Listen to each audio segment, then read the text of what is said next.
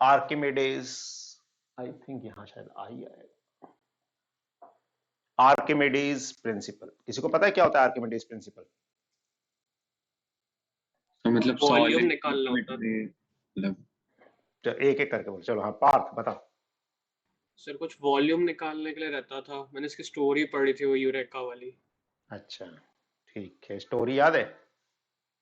कोई किंग उसे कहता है कि एक किंग उसे क्राउन देता है, बोलता है इसका वॉल्यूम निकालो, तो वो उसको बाथ टब में ले जाता है, उसको पानी के अंदर सबमर्ज कर देता है, और हम्म, फिर वो यूरेका यूरेका बोल के बाहर आता है और बताता है कि मेरे को पता चल गया कैसे। अच्छा चलो, आर्यवीर तुम क्या बोल रहे थे? जी सर। तुम भी कुछ बोल रहे थे ना, क्या होता है आर्किमिडीज प्रिंसिपल? यानी आर्किमिडीज प्रिंसिपल तो वही होता है ना कि अगर आप एक कोई भी सब्सटेंस को पानी के अंदर डालो तो वो की फोर्स बर्न फोर्स रहती है वो ऊपर आती अच्छा चलो, सर जितना वाटर डिस्प्लेस होता है उतनी उसकी वॉल्यूम होती है। जितना वाटर डिस्प्लेस होता है उतनी उसकी वॉल्यूम होती है। सब बॉयंट फोर्स वेट के इक्वल हो जाए। बॉयंट फोर्स वेट के इक्वल हो जाएगा।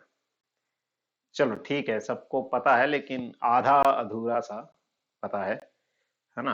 अच्छे से नहीं पता किसी को भी। तो देखो, आर्किमिडीज की जो कहानी है जैसे पार्थ ने बताई वैसे ही कुछ है। तो थोड़ा सा उसमें चेंजेस, मतलब एक्चुअली में क्या होता है, जैसे पुराने समय की बात है ना? ग्रीस में जो भी राजा वगैरह थे, तो आर्किमिडीज उस समय का मतलब मैथमेटिशियन इस तरह का पर्सन था, साइंस वाला। तो राजा के पास में बहुत सारे जो ज्वेलर्स वगैरह हैं वो अपने अपने अलग अलग ज्वेलरी वगैरह लेकर आते थे, राजा को बेचते थे। तो ऐसे ही एक बार एक किसी और देश से एक ज्वेलर आया, बहुत ही सुंदर सा क्राउन बना के लाया, सोने का मुकुट बना के लाया, और उसने राजा को दिखाया। अब राजा को बहुत ही पसंद आया कि यार बहुत सुंदर मुकुट है। तो अब उसकी कीमत भी काफी अच्छी थी। लेकिन राजा के मन में एक डाउट आ गया कि ये मुकुट तो ठीक है, सोने का दिख रहा है बाहर से, लेकिन इसके अंदर कहीं कोई मिलावट तो नहीं है? जैसे बाहर से तो ठीक है, सोना सोना चढ़ा दिया, लेकिन अंदर कुछ मिलावट कर दी हो, कॉपर लगा दिया हो, आयरन डाल दिया हो, कुछ भी डाल दिया हो, तो अब कैसे पता किया जाए? वो मुकुट को खराब भी नहीं करना चाहता था, मुकुट इतना सुंदर था कि उसको अगर पिघला के या काट के या किसी भी तरह से देखें तो वो मुकुट खराब हो जाएगा। तो अब राजा के सामने ये समस्या थी कि वो मुकुट को मतलब खराब भी नहीं करना चाहता था, पिघलाना नहीं चाहता था, काटना नहीं चाहता था, लेकिन ये पता करना चाहता था कि उसमें कोई इम्प्यूरिटी तो मिक्स नहीं है, वो प्योर गोल्ड का है या कुछ उसमें मिलावट है। तो उस राजा ने, जो वहां का साइंस वाला पर्सन, मैथमेटिशियन बोल दो, आर्किमिडीज जो था, उसको उन्होंने बुलाया और उसको बोला कि तुम्हें किसी तरह से ये पता करना है कि ये जो क्राउन है इसमें कोई मिलावट तो नहीं है, और इस क्राउन को बिना डैमेज किए तुम्हें ये पता करना है। और उसको एक डेडलाइन दे दी, मान लो 7 दिन में पता करना है, कि 7 दिन तुम्हारे पास हैं, तुम्हें 7 दिन में कोई ना कोई तरीका ढूंढना है जिससे हम पता कर सकें कि इस क्राउन में कोई मिलावट है या नहीं है।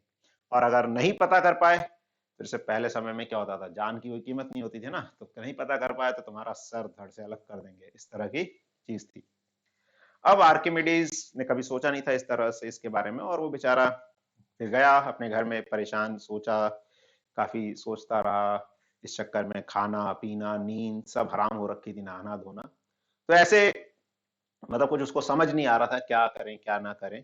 और फिर जैसे ही आखिरी दिन था, जिस दिन राजा के पास जाना था, अब वो ऐसे ही बेचारा बिना नहाए धोए खाए पिए कम जैसे तैसे करके लगा हुआ था अपनी रिसर्च करने में, लेकिन कुछ उसको आउटपुट नहीं मिला। अब उसने सोचा कि राजा के पास तो जाना ही पड़ेगा कैसे भी, जब राजा ने बोला है आना है।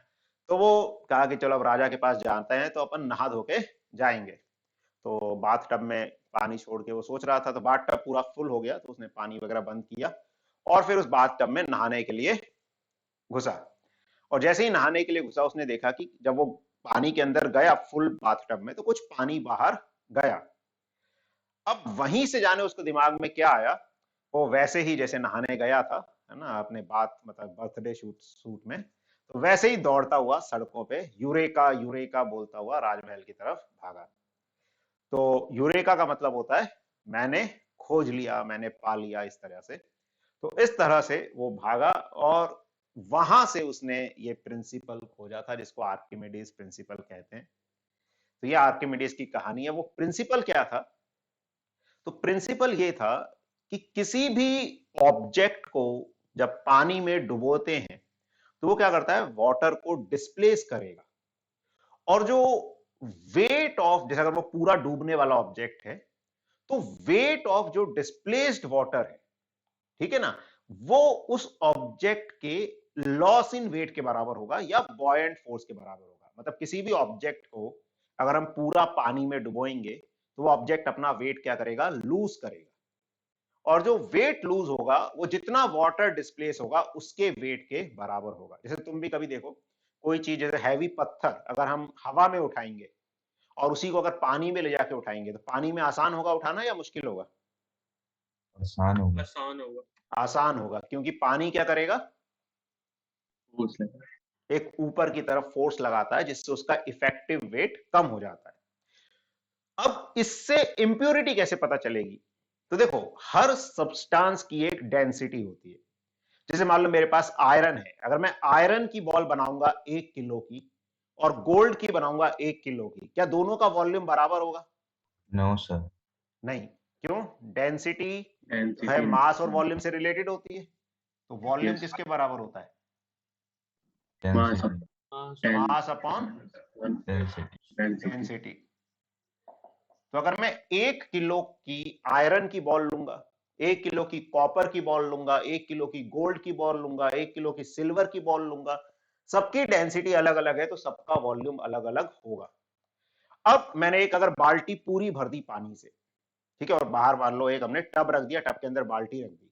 अगर मैं उसमें 1 किलो आयरन की बॉल डालूंगा, 1 किलो गोल्ड की, 1 किलो कॉपर की, 1 किलो सिल्वर की, क्या सभी बराबर पानी डिस्प्लेस करेंगे या अलग अलग करेंगे? अलग अलग। अलग अलग अलग अलग अलग करेंगे, करेंगे। क्योंकि पानी तो वेट पे डिपेंड नहीं करेगा, पानी तो वॉल्यूम पे डिपेंड करेगा ना। यस। भाई जितना बॉल का वॉल्यूम है वो उतना वॉल्यूम ऑक्यूपाई कर लेगी वाटर के अंदर, तो उतना पानी वो बाहर फैला देगी। आ रहा है, समझ नहीं आ रहा? आ रहा सर। भाई मैं एक सिक्का लिया, मैंने सपोज 1 रुपए का सिक्का। अब 1 रुपए का सिक्के का वजन मुश्किल से मान लो होगा 50 ग्राम। वो मैंने पानी में डाला। और मैंने एक गुब्बारा लिया, गुब्बारे का वजन ही 50 ग्राम होगा, उसको मैंने पूरा पानी में डाला, तो कौन ज्यादा वॉल्यूम डिस्प्लेस करेगा? गुब्बारा फुला के गुब्बारा करेगा। गुब्बारा करेगा, लेकिन वेट तो दोनों का 50 ग्राम ही था, तो गुब्बारे ने ज्यादा पानी क्यों डिस्प्लेस किया? उसका क्या ज्यादा था? वॉल्यूम। एरिया। वॉल्यूम। ठीक है ना, 3D में जब हम बात करते हैं वॉल्यूम की बात करते हैं। समझ आ रहा है? यस।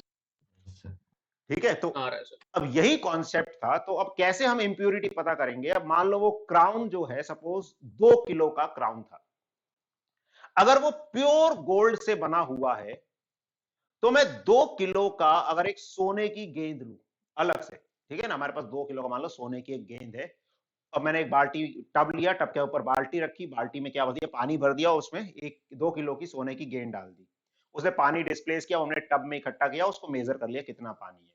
अब उसी एक्सपेरिमेंट में हमने वो क्राउन डाल दिया 2 किलो का और उसने पानी डिस्प्लेस किया।